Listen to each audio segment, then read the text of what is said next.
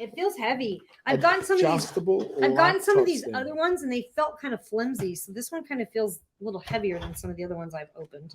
I nice. prefer this version. Absolutely, I like this because there's the version where it's totally flat, and you've got this angled thing that it sits on, and then you've got these ones that concertina out has little divots that they sit in.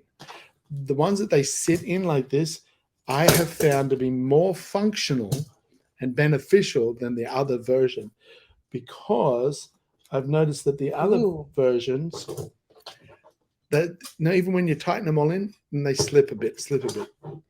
This is really nice. So basically, the first adjustment is here. Like you put it, I don't know how. I've never used this. Oh, okay. It slides out. It's got a C concertina, so concertina's out this way. Then you've got multiple angles that you can have it at, almost vertical for your. Wow, like it's really adjustable. You can just adjust it any which way. That's really cool. So it goes this way. The feet, it's made. So let's just have him down to there,